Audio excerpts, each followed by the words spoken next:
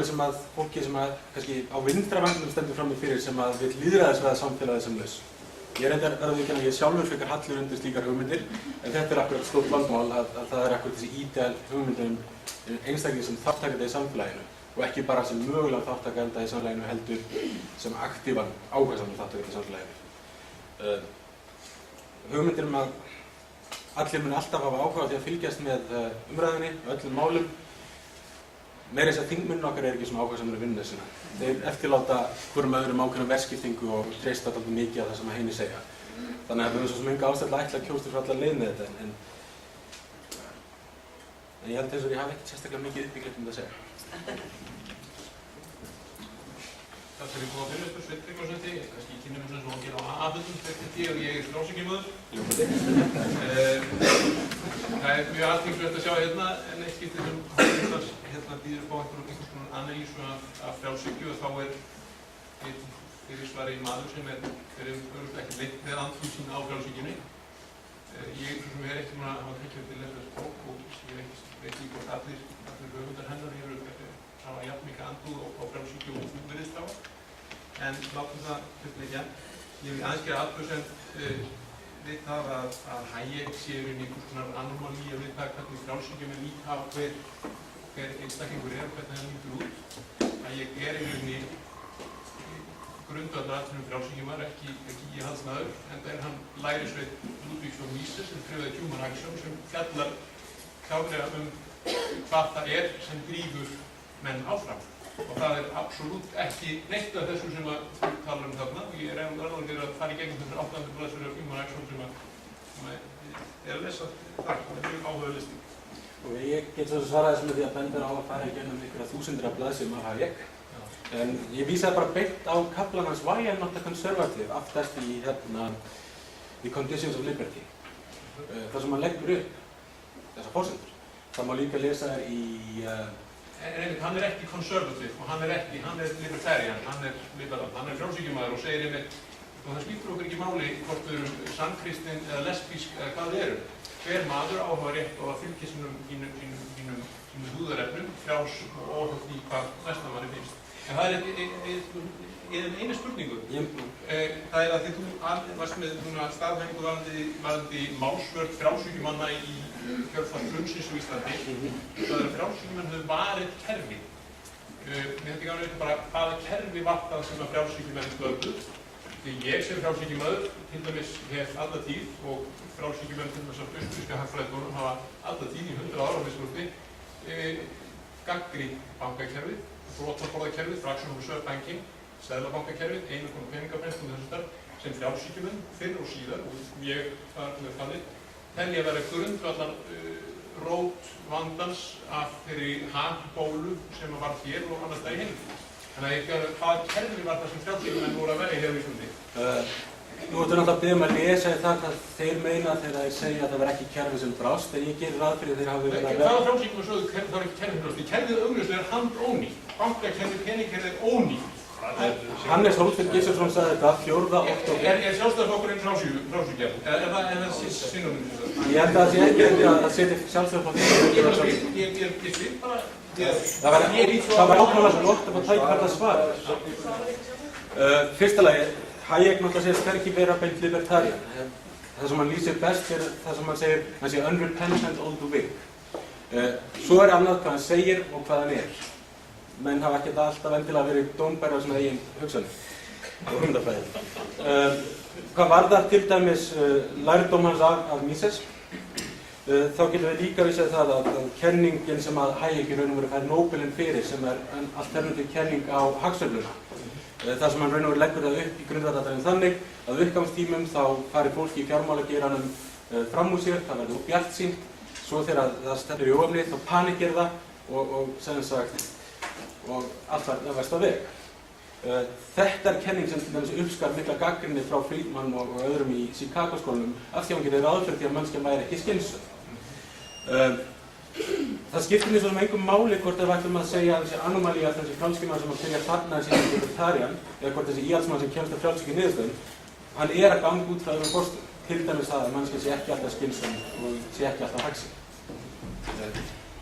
En hvaða kennivörðu frjálshyggjumönnum Íslands styður? Ég gerir ráð fyrir að þeir telji sig vera að verja óeftan markaðsbúskap. Þið voru að spyrja það.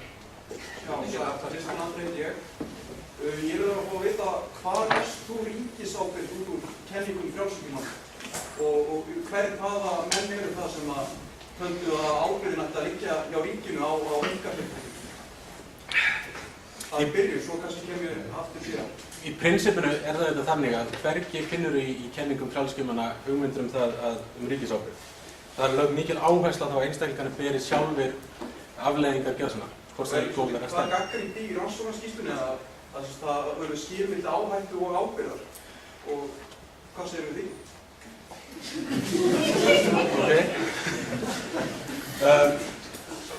Staðreyndin hins vegar svo á endanum að til þess að markaðurinn virki þá þarf að vera traust á markaðum, það þarf að vera traust á gjaldmiðlum og það þarf traust að fyrst og fremst að koma frá fjárfestum. Sem þýðir það í praxis þá þegar endanum þarf hagkerfið að leggja eftir ákveðna þrungun við þá aðalega sem að hafa fjármuni til að fjárfesta. Það þýðir í framkvæmd þá erum við aldrei að fara að fá þetta hagkerfi sem að virkar á þessum fullkomna nýfrjálsum forsendum. Við erum alltaf að fá eitthvað svona útfærslu af pilsfalda kapítalisma. Og ef þetta væri rétt hjá þér, ef þetta væri hægt að búa til þennan fullkomna frjálsa markað sem allir þurftu bara að bera ábyrgð á afleiðingum. Ég sagði aldrei fullkomnan. Það þarf að vera fullkominn til þess að það virki. Ef það væri hægt, það væri ekki vandamál. En staðreyndin af því þetta er ekki hægt, þá endum við alltaf með einhvers konar svona afbakaða pilsfalda útgáfu. Annað sem ég vil gagnrýna líka, það er það að þú segir að maðurinn sé alltaf, að frjálshyggjumennirnir haldi því fram, að maðurinn sé alltaf skynsamur og svo framvegis. Og þeir séu tala um einhvers konar fullkomnir. Milton Friedman sjálfur, hann segir í bók sinni að það sé ekkert, í sínum ritum, að það sé ekkert til sem heitir fullkomnir. Og hann viðurkennir alveg óvissu og hann segir sko sjálfur að óvissa sé bara til, þú segir að það er bara óvissu í fangelsi og þegar þú komir í það sé ekki óvissa í fangelsi og þegar þú ert komin í grafreik.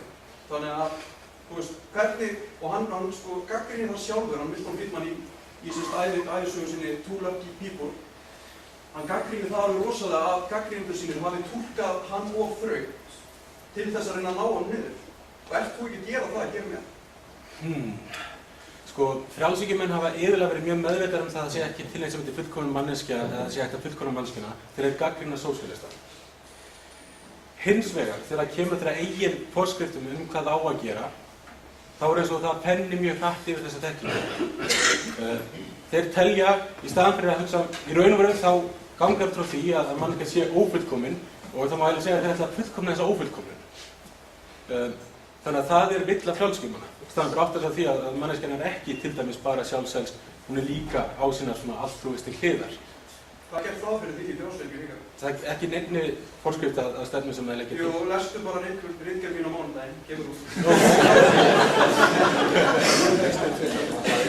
Ég held með annan maður sem að spyrja. Ég held bara aðeins aftur á glærunum.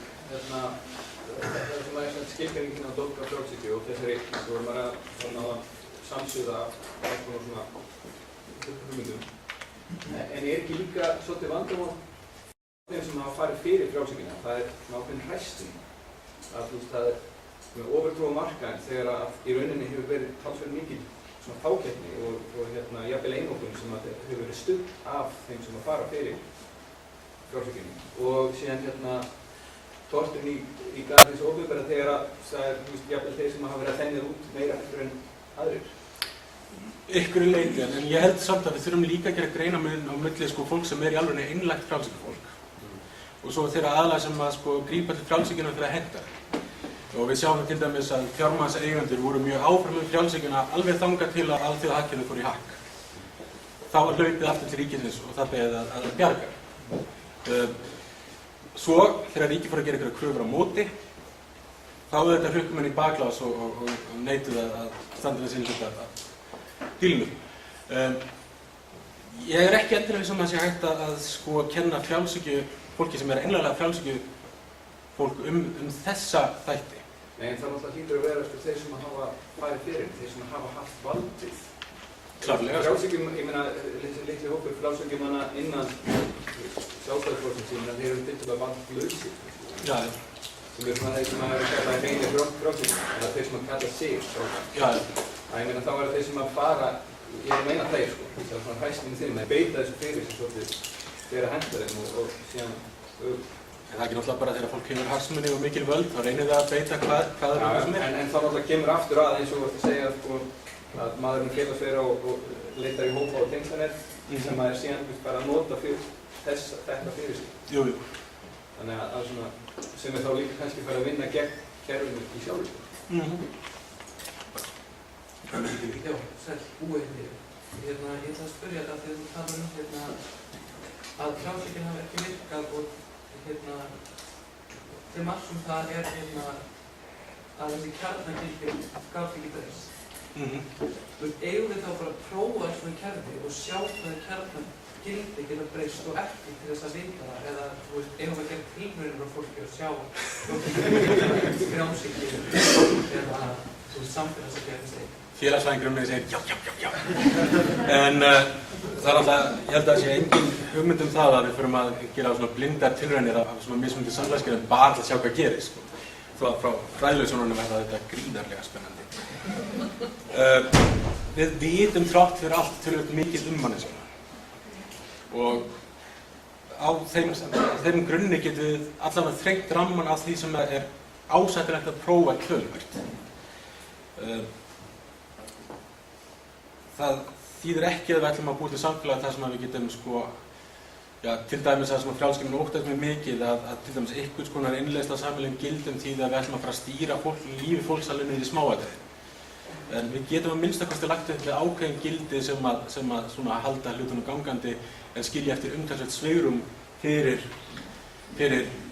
athafnafrelsi einstaklingsins og val. Og ég held að svona þættir séu prinsip sem við eigum ekki að fara yfir. Á endanum þarf einstaklingurinn að njóta nægilega mikils frelsis til að lifa lífið svona eins og hann vill. Spurningin er bara að finna leiðina til dæmis til þess að láta það ganga. Og það er ákveðin kerfi sem við viljum fyrirfram að brjóta klárlega í bága við þannig prinsip. Nú er tíminn að renna frá okkur. Einu spurningi viðbót. Já, þarna. Ég velti fyrir skynseminni fyrir skynsamur einstaklingurinn er. Og ef hann nú óskynsamur, getur það nokkuð búið til annað en fyrir óskynsamur kerfi? Líklega ekki. Spurningin er hversu óskynsamlegt er það? Stuttasvæði. Sleppaðu kerfum, fáðu yfir friði. Það er líka kerfi. Kerfi. Við verðum að fá botnin í þetta í dag. Við höldum áfram næstu vikunar að þetta fram í november. Og það er næstu því á hverju einasta föstudegi fram í sem við munum taka þetta fyrir í einhverjum veginn. Við taka þetta fyrir komuna og fyrir þessum